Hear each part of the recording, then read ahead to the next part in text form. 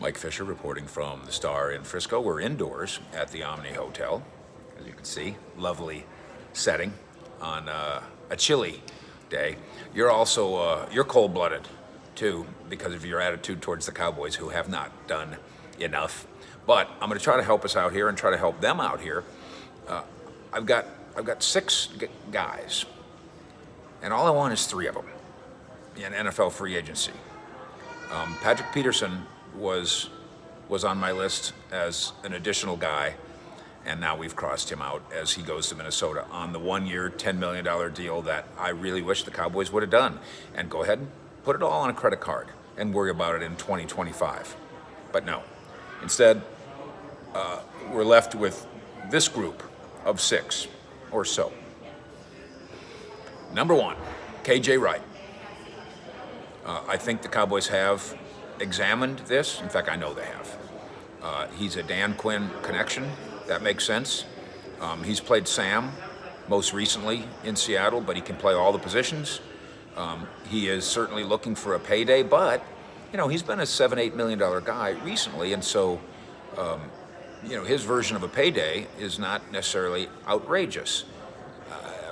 KJ Wright, linebacker. By the way, how unsettled is the Cowboys' linebacking situation? Do you know what Leighton Vander Esch is going to be long-term? No. Contractually, you don't.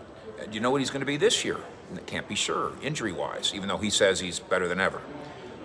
Jalen Smith, you know exactly what you're getting there. Jalen, friend of the show, but no, the answer is you don't. Sean Lee, as we speak, I've got a text into him. He has not responded, and so I don't know and what his status is in terms of retirement or playing. Then we know that Joe Thomas is gone. So this team actually needs linebacking help, and KJ Wright would do that.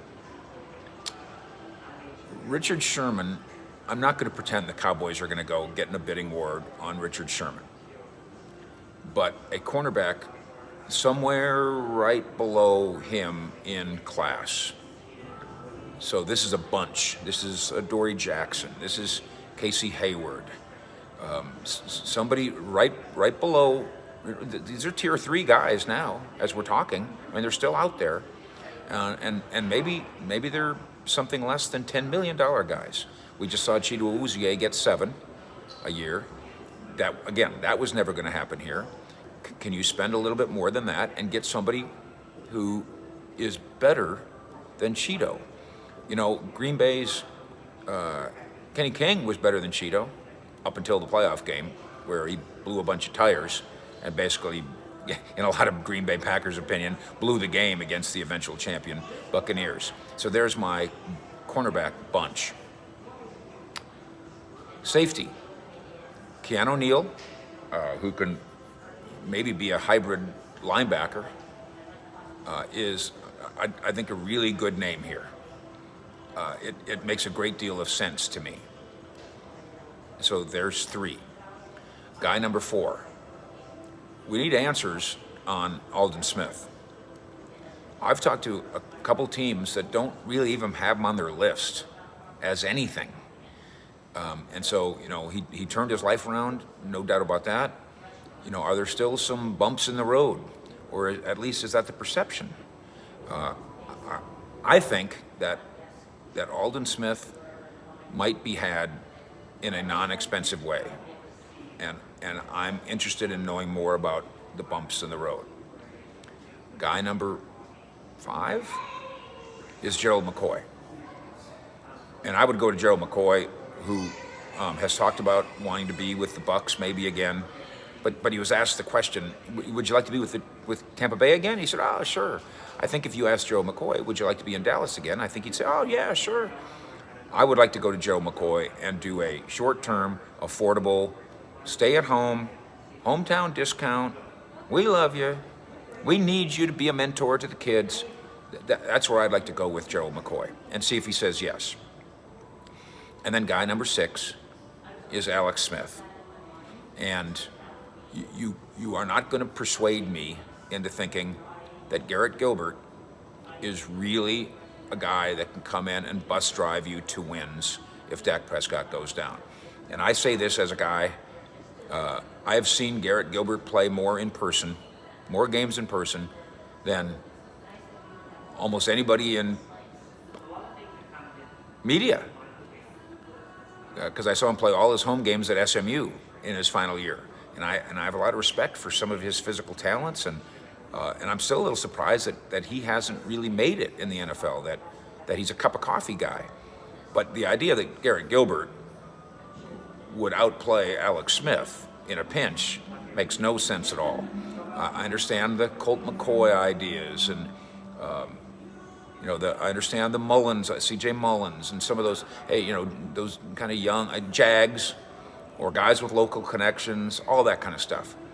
But Alex Smith can go inspire me to win a game. I'm afraid that if he played too much, and Washington was afraid too, that if he played too much, it might break down.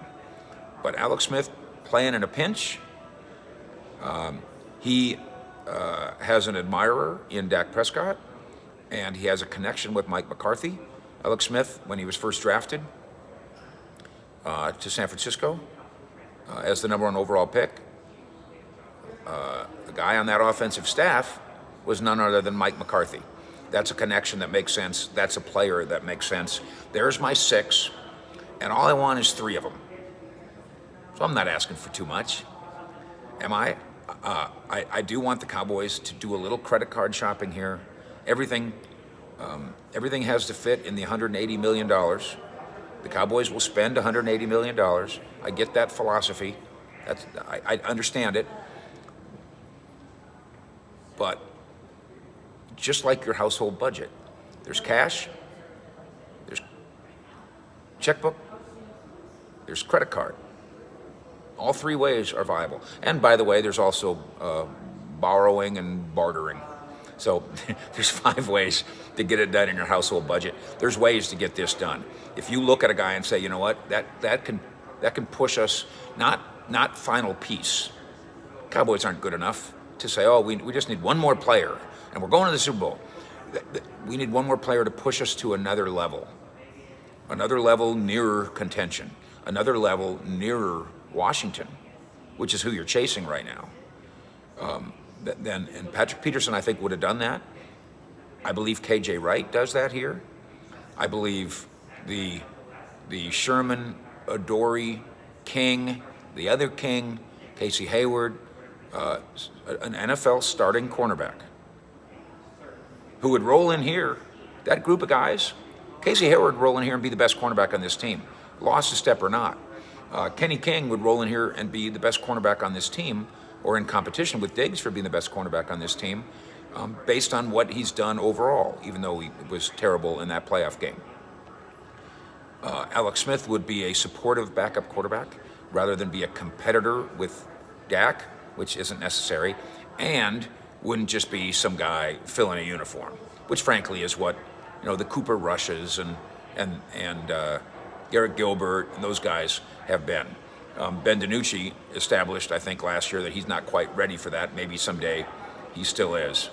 Gerald McCoy, this defensive line still needs bodies in there. And they signed Carlos Watkins, that's a body. Antoine Woods is coming back, that's a body. But this is a body who, in Gerald McCoy, if he's healthy and stays healthy, he's not just a body. He's a playmaker. And if you gave him situational snaps, I think he would make situational plays for you. And then Aldon Smith. And there's some questions about Aldon Smith that need to be answered. There's a reason that a guy that is a physical monster, who was once a premium pick, who in the first couple of years of his career looked like he's going to the Hall of Fame. There's a reason that as I speak to you now, he still sits on that shelf. And for the Cowboys' own good, I hope they know the reason. And then for Aldon Smith's sake, I hope the reason works out to be a positive one. So there's my 7 minus Patrick Peterson, gives you 6, and all I want is 3. I don't think I'm being a greedy Cowboy watcher to think that way. We will hang out at the Star. Bree Amaranthus and I will be visiting with you from the Star here throughout the day, and when news breaks, we'll get it for you here as well. Fish in Frisco at the Star. Out.